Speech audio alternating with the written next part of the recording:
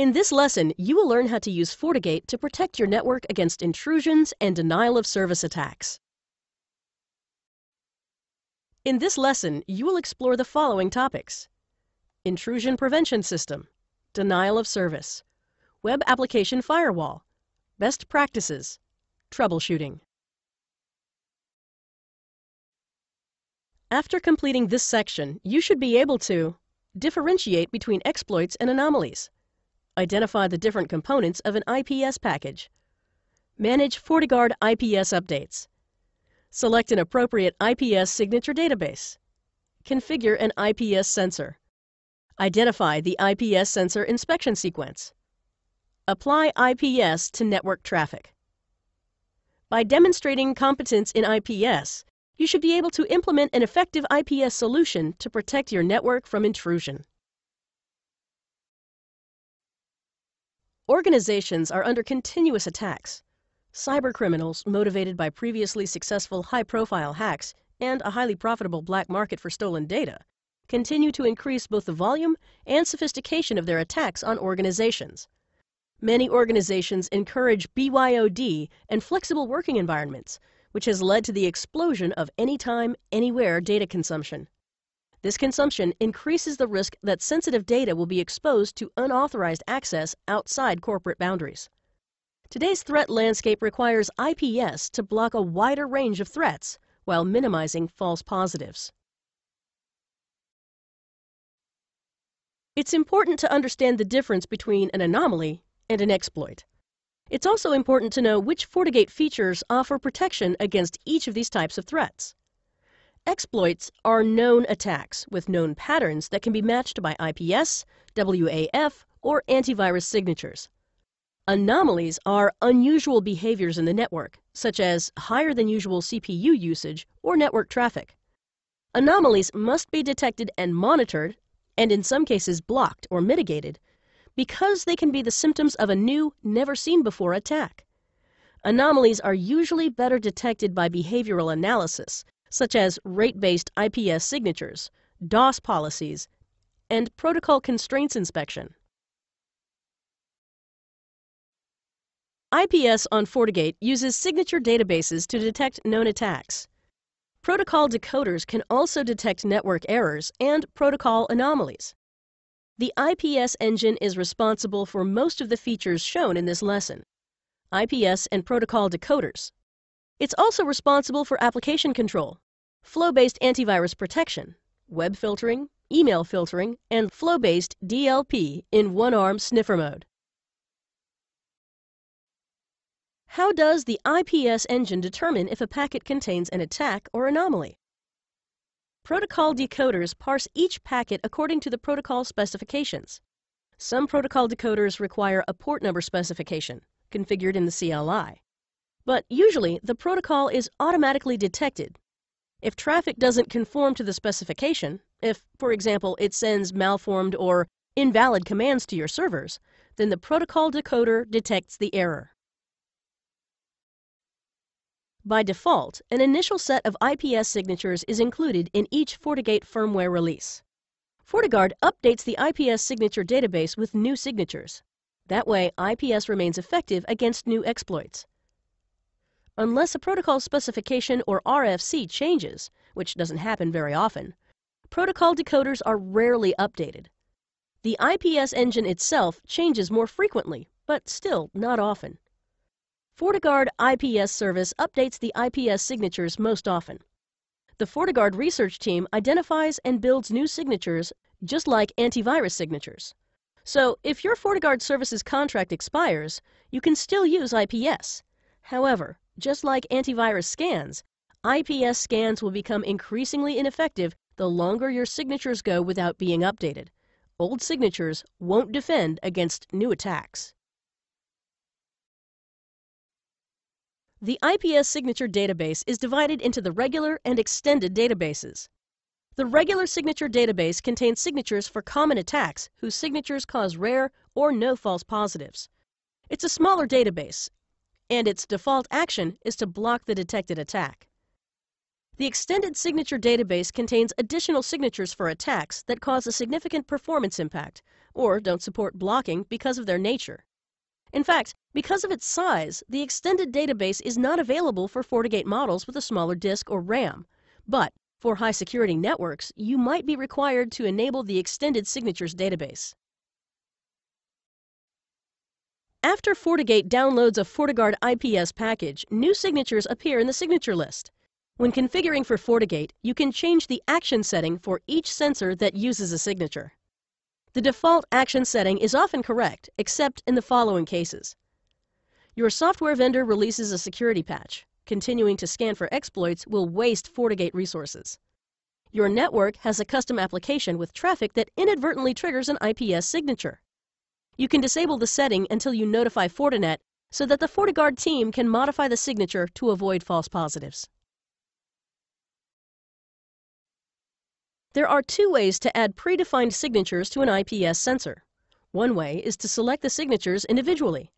After you select a signature in the list, the signature is added to the sensor with its default action. Then you can right-click the signature and change the action.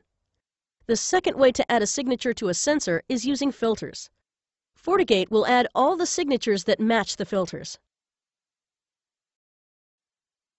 You can also add rate-based signatures to block specific traffic when the threshold is exceeded during the configured time period.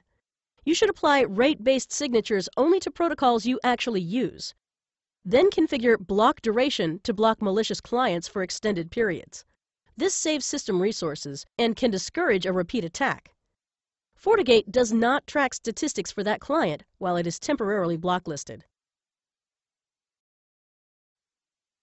When the IPS engine compares traffic with the signatures in each filter, order matters. The rules are similar to firewall policy matching. The engine evaluates the filters at the top of the list first and applies the first match. The engine skips subsequent filters. So, position the most likely matching filters or signatures at the top of the list. Avoid making too many filters because this increases evaluations and CPU usage.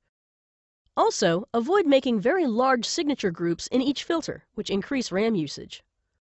In the event of a false positive outbreak, you can add the triggered signature as an individual signature and set the action to monitor.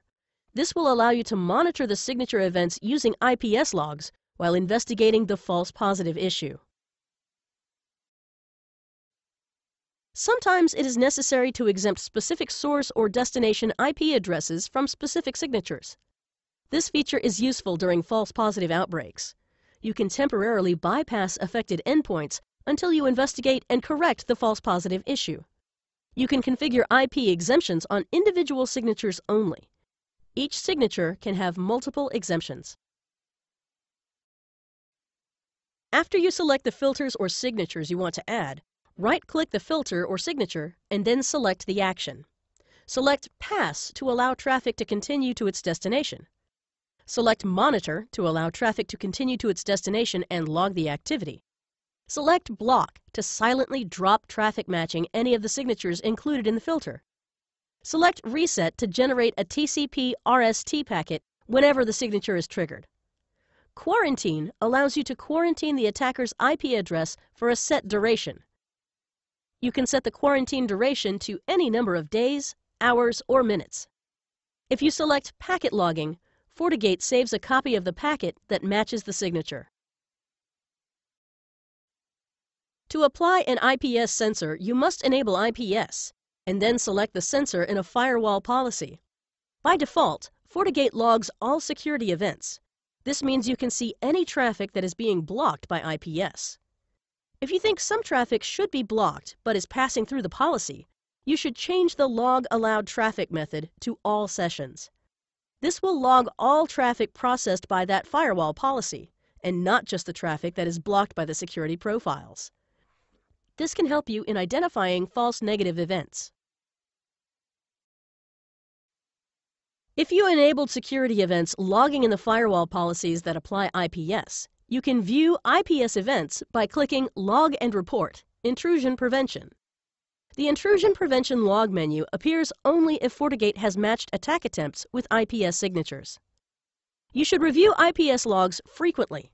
The logs are an invaluable source of information about the kinds of attacks that are being targeted at your network. This will help you develop action plans and focus on specific events.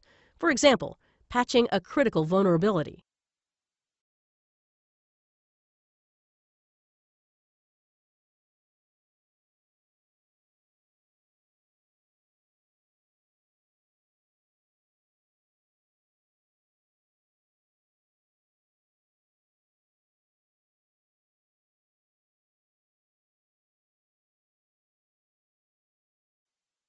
Good job! You now understand the IPS on FortiGate.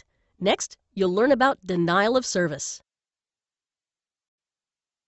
After completing this section, you should be able to identify a DOS attack, configure a DOS policy. By demonstrating competence in DOS, you should be able to protect your network from common DOS attacks. So far, you've learned about signatures that match illegal commands and invalid protocol implementations. Those are easy to confirm as attacks. What about attacks that function by exploiting asymmetric processing or bandwidth between clients and servers? The goal of a DOS attack is to overwhelm the target, to consume resources until the target can't respond to legitimate traffic. There are many ways to accomplish this. High bandwidth usage is only one type of DOS attack. Many sophisticated DOS attacks, such as slow LoRs, don't require high bandwidth. To block DOS attacks, apply a DOS policy on a FortiGate device that is located between attackers and all the resources you want to protect. DOS filtering is done early in the packet handling process, which is handled by the kernel. In TCP, the client sends a SYN packet to initiate a connection. The server must respond with a SYNAC packet and save the connection information in RAM while it waits for the client to acknowledge with an acknowledge packet. Normal clients will acknowledge quickly and begin to transmit data, but malicious clients continue to send more SYN packets, half opening more connections, until the server's connection table becomes full. Once the server's table is full, it can't accept more connections and begins to ignore all new clients. ICMP is used during troubleshooting. Devices respond with success or error messages. However, attackers can use ICMP to probe a network for valid routes and responsive hosts. By doing an ICMP sweep, the attacker can gain information about your network before crafting more serious exploits. Attackers use port scanning to determine which ports are active on a system. The attacker sends TCP SYN requests to varying destination ports. Based on the replies, the attacker can map out which services are running on the system and then proceed to exploit those services. An individual DOS attack is a flood of traffic coming from a single address. It can originate from the internet or even your internal network. Typically, a single device makes many connections or sessions and possibly uses much bandwidth to connect a single location. A variation of this is the Distributed Denial of Service Attack, or DDoS. It has many of the same characteristics as an individual DOS attack, but the main difference is that multiple devices are all attacking one destination at the same time.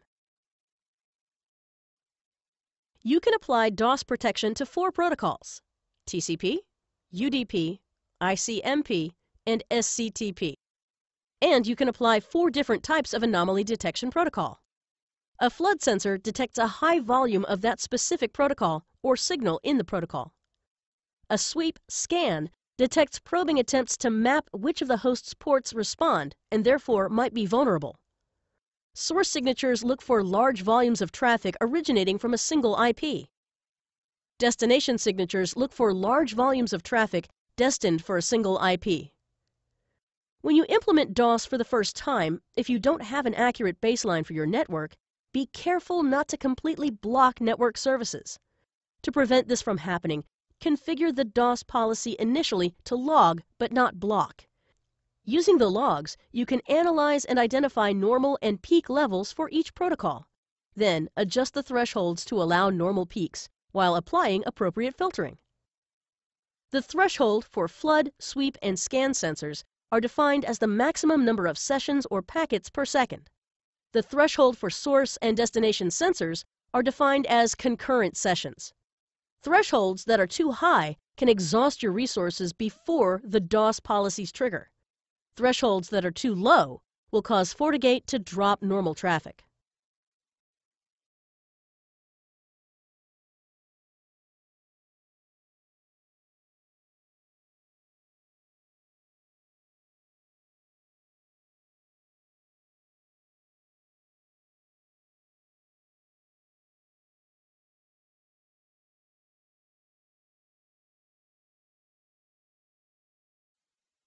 Good job! You now understand how to protect your network from DOS attacks on FortiGate. Next, you'll learn about Web Application Firewall. After completing this section, you should be able to identify the purpose of WAF on FortiGate, identify common web attacks, configure a WAF profile. By demonstrating competence in WAF, you should be able to apply the correct WAF inspection to protect the servers in your network.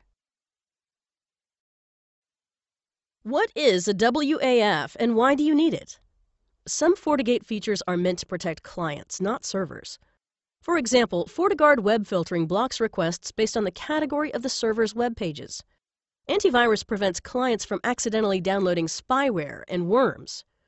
Neither protects a server, which doesn't send requests, it receives them, from malicious scripts or SQL injections.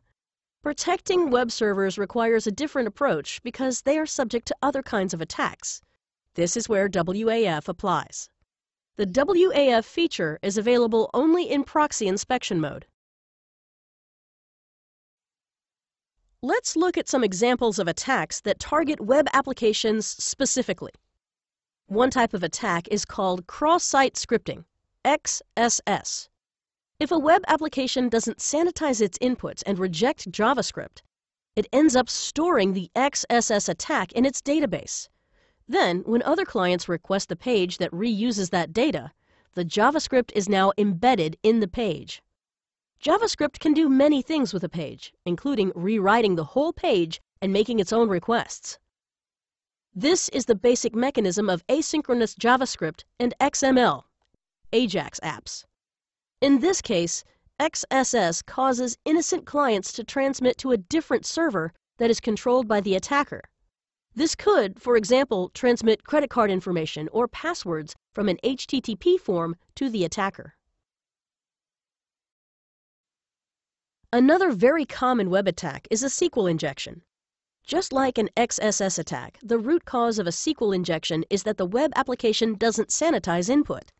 If the attacker enters a SQL query into an input such as an HTML form, the web app simply accepts it and passes it along to the database engine, which accidentally runs the query.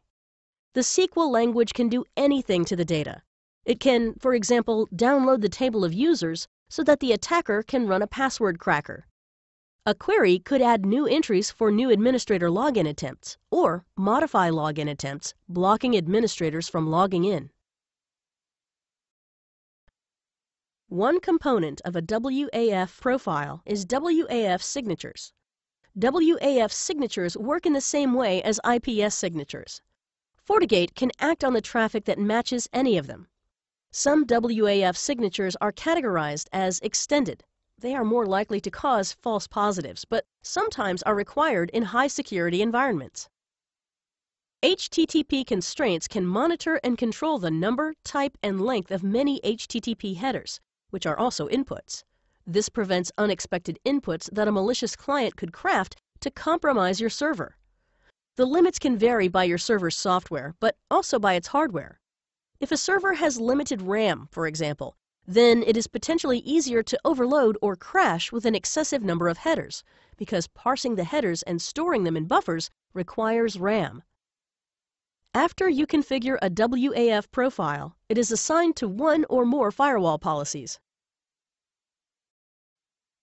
FortiWeb is a specialized WAF device. For environments where the protection of web services is critical, you can complement a FortiGate with a FortiWeb device.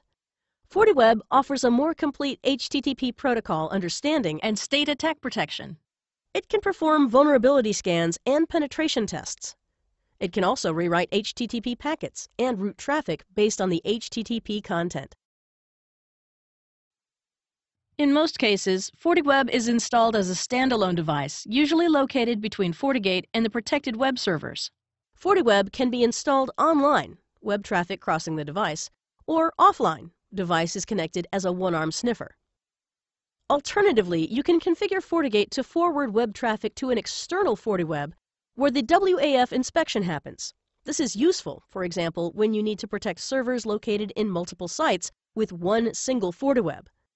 With this setup, FortiGate will forward all web traffic to the FortiWeb. If the traffic matches a firewall policy configured with a WAF profile, enabled for external inspection. For detailed information on FortiWeb, see the NSE 6 FortiWeb training material.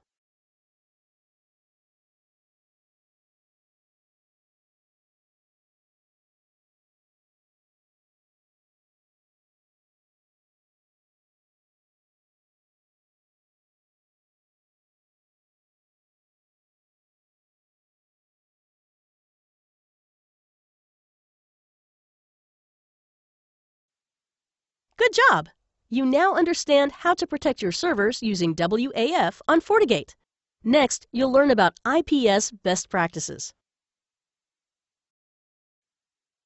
After completing this section, you should be able to identify the IPS implementation methodology, enable full SSL inspection for IPS inspected traffic, identify hardware acceleration components for IPS.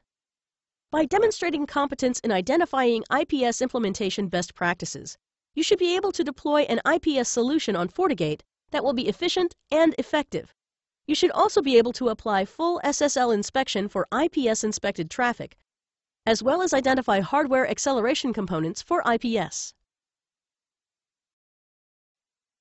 Before you implement IPS, you must analyze the needs of your network. Enabling the default profiles across all policies will quickly cause issues, the least of which are false positives. Performing unnecessary inspections on all network traffic can cause high resource utilization, which can hamper FortiGate's ability to process regular traffic. You must also evaluate applicable threats. If your organization runs only Windows, there is no need to scan for Mac OS vulnerabilities. It is also important to consider the direction of the traffic. There are many IPS signatures that apply only to clients and many signatures that apply only to servers. Create IPS sensors specific to the resources you want to protect. This will make sure that FortiGate is not scanning traffic with irrelevant signatures. Lastly, IPS is not a set and forget implementation. You must monitor logs regularly for anomalous traffic patterns and adjust your IPS profile configuration based on your observations. You should also audit your internal resources regularly to identify if certain vulnerabilities are still applicable to your organization. Certain vulnerabilities apply only to encrypted connections. In some of these cases, FortiGate can't identify the threat reliably if it can't parse the payload. For this reason, you must use an SSL inspection profile if you want to get the maximum benefit from your IPS and WAF features. The example on this slide shows an SSL inspection profile configured to protect a server.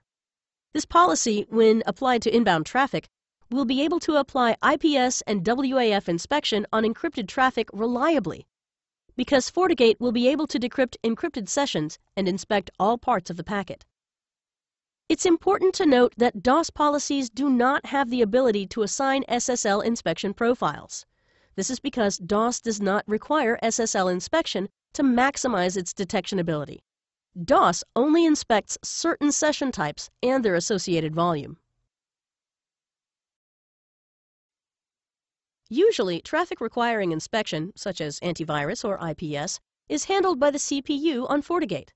However, there are specialized chips on specific FortiGate models that can offload these inspection tasks.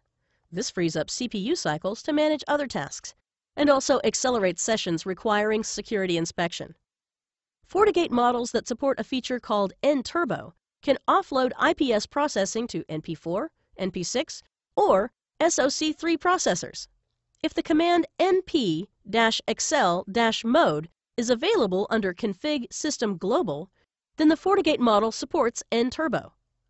Some FortiGate models also support offloading IPS pattern matching to CP8 or CP9 content processors.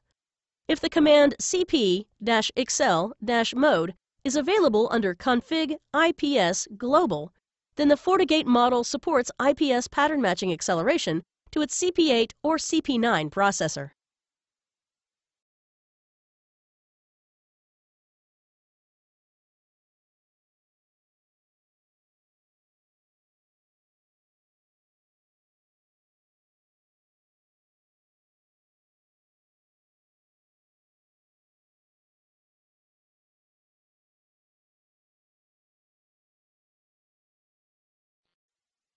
Good job!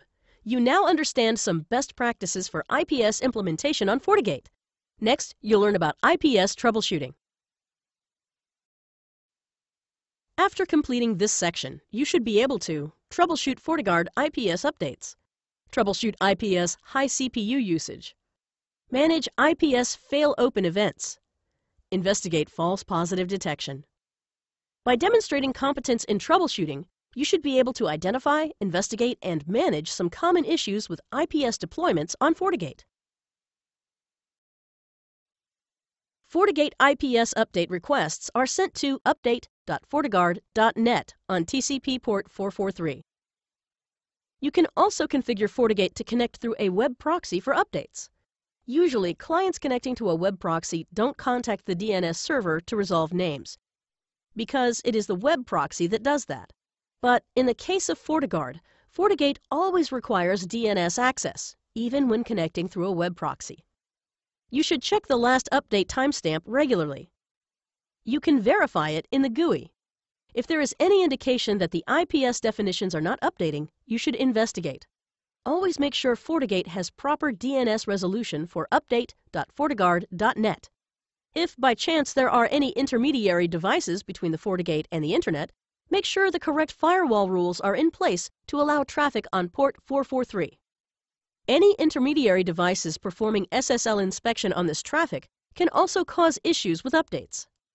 Finally, you can use the FortiGuard Update debug to monitor update events in real time. Short spikes in CPU usage by IPS processes could be caused by firewall policy or profile changes. These spikes are usually normal. Spikes might happen when FortiGate has hundreds of policies and profiles, or many virtual domains. Continuous high CPU use by the IPS engines is not normal, and you should investigate it. The command shown here, along with the displayed options, can be used to troubleshoot these issues. If there are high CPU use problems caused by the IPS, you can use the Diagnose, Test, Application IPS Monitor command with option 5 to isolate where the problem might be. Option 5 enables IPS bypass mode. In this mode, the IPS engine is still running, but it is not inspecting traffic. If the CPU use decreases after that, it usually indicates that the volume of traffic being inspected is too high for that FortiGate model. If the CPU use remains high after enabling IPS bypass mode, it usually indicates a problem in the IPS engine that you must report to Fortinet's support team. You can disable the IPS engine completely using option 2. If you wish to restore IPS inspection of traffic after you finish troubleshooting, use option 5 again. Another recommendation to keep in mind if you need to restart the IPS, use option 99 as shown on this slide. This guarantees that all the IPS-related processes restart properly. IPS goes into fail-open mode when there is not enough available memory in the IPS socket buffer for new packets. What happens during that state depends on the IPS configuration. If the fail-open setting is enabled, some new packets, depending on the system load, will pass through without being inspected. If it is disabled, new packets will be dropped. Frequent IPS fail-open events usually indicate that the IPS is not able to keep up with the traffic demands. So, try to identify patterns. Has the traffic volume increased recently? Have throughput demands increased? Does fail-open trigger at specific times during the day? Tune and optimize your IPS configuration.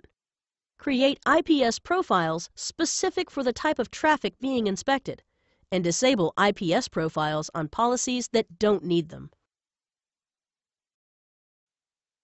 In the event of a false positive detection, first determine which signature is generating them. You should also verify that the traffic is hitting the correct policy and IPS sensor. After you have verified these factors, you should gather samples of the traffic. Use the packet logging action on the signature. Provide the traffic samples and the matching IPS logs to the FortiGuard team for further investigation.